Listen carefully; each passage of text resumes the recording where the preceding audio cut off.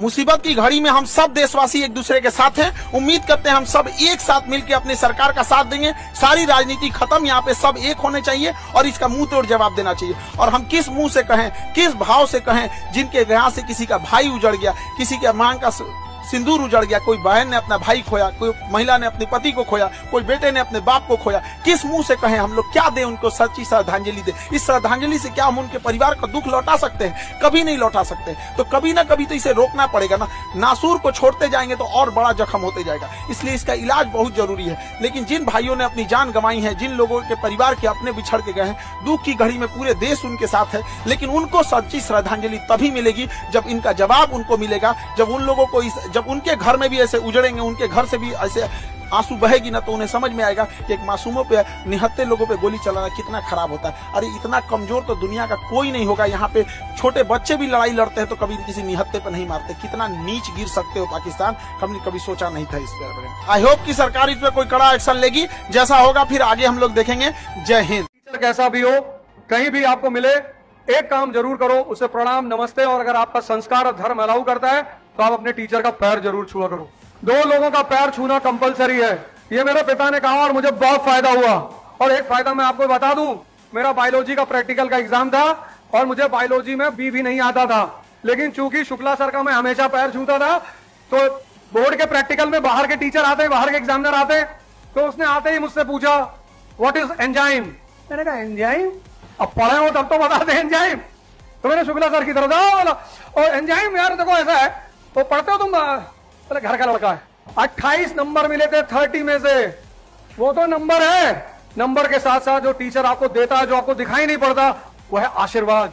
अगर आपकी धर्म इजाजत देता है, आपकी संस्कृति इजाजत देती है, तो आप टीचर को पैर छुओ। जितनी बार मिले माँ बाप और टीचर्स, और मैं आपको बता रहा हूं आपको जीवन में बहुत फायदा होगा। सर हम अपने वाले से ब्रेकअप कैसे करें, समझ में नहीं आ रहा है। अरे समझ में नहीं आ रहा है। बाबू नंबर बांट दो यहाँ किसी को।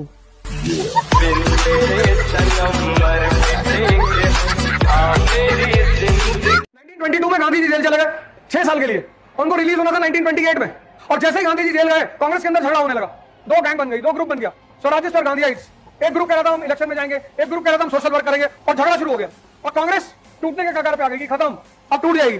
और गांधी जी को जेल में पता चला कि कांग्रेस के अंदर झगड़ा हो रहा है, और जेल में उन्होंने स्टेटमेंट दिया कि anyone who will try to create trouble for the government, I will not bear him in Congress. जो भी सरकार को परेशान करने की कोशिश करेगा, मैं उसको कांग्रेस में नहीं रखूंगा। और स्वराजिस्ट यही कर रहे थे, सरकार को परेशान कर रहे थे। अंग्रेजों को लगा यार ये तो बड़ा अच्छा आदमी है, ये बाहर निकलेगा, स्वराजियों को बाहर निकाल देगा, कांग्रेस टूट जाएगी। 92 में जेल गए थे, 1922 में। और कब छूटना था? 28 में। और ब्रिटिश हुकूमत ने उन्हें 1924 में छोड़ दिया। 2 साल 4 साल पहले ही छोड़ दिया। उनका काउंट ऑफ हेल्थ का बाबा बीमार है।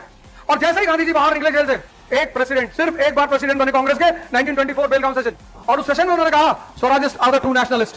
स्वराजिस्ट जो है वो सच्चे राष्ट्रवादी है। अंग्रेजों ने कहा यार तुम जेल में तो कुछ और कह रहे थे। बोले शाम को कहा होगा। ये है एजुकेशन। यही तो सूरज है, यही तो सूर्य है, तापमान है उसके अंदर। चंद्रमा मामा है। किसी ने कहा, किसी स्त्री ने कहा कि चंद्रमा हमारा देवर है, मामा है, शक्ति विहीन, दूसरे की रोशनी में चमक रहा है, इसलिए मामा है।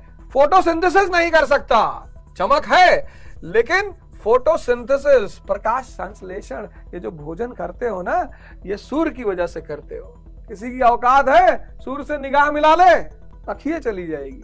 यहाँ लोग कभी रात भर बैठ के देखे, कोई कह रहा रोटी है, कोई कह रहा मेरी प्रेयसी का चेहरा है। सब दुखियारी लोग चंद्रमा को पकड़े हुए हैं। कोई नहीं कह रहा सूर्य सी महबूबा हो मेरी, ऐसा मैंने सोचा था। सब कह रहे हैं चंद्रमा सी मरी हुई महबूबा। सूर्य भगवान, पिता, शक्ति। ये जो तुम आज स्ट्रगल कर रहे हो पढ़ने के लिए, उसकी सिर्फ एक वजह है, ना तो तुम्हारे पास क्यूरियोसिटी है, ना तो तुम्हारे पास कॉन्सेप्ट्स है, और ना तो तुम्हारे पास आर्ट ऑफ कनेक्टिविटी है। इसीलिए कंसिस्टेंसी नहीं बन पा रही है।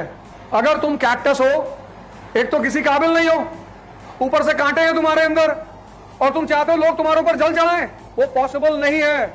अगर तुम चाहते हो कि लोग तुम्हारे ऊपर जल चढ़ाएं, तो तुम्हें तुलसी बनना पड़ेगा, यूजफुल।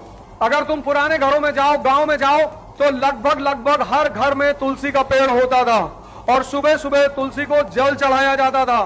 क्योंकि तुलसी बायस्ड नहीं है कि मैं सिर्फ हिंदू को सूट करूंगी, मुसलमान को नहीं करूंगी। वो प्लांट है, वो यूनिवर्सल है। अगर तुम चाहते हो कि लोग तुम्हारे ऊपर भी जल चढ़ाएं तो तुलसी जैसा बनना पड़ेगा, और उसके लिए लास्ट पॉइंट है शक्ति पैदा करनी पड़ेगी। और दो सबसे आसान तरीके हैं, एक मेडिटेशन और एक योग। सूर्य भगवान पिता शक्ति, पूरे संसार पूरे दुनिया का ऊर्जा स्रोत। अभी जाओ देखो खेतों में हरा हरा बाली लगी होगी, किसकी?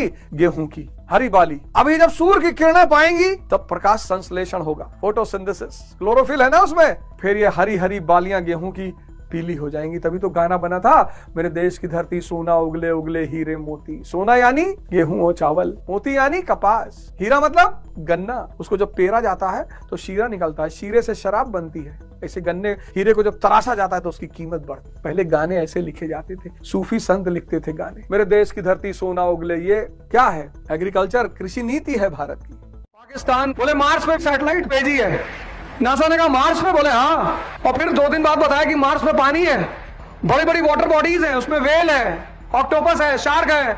नासा ने कहा अच्छा, हम पिछले 40 साल से मार्स पे पानी नहीं खोज पाए और तुम्हारी सैटेलाइट 2 दिन में पहुंच गई और वाटर बॉडीज खोज लिया उसने।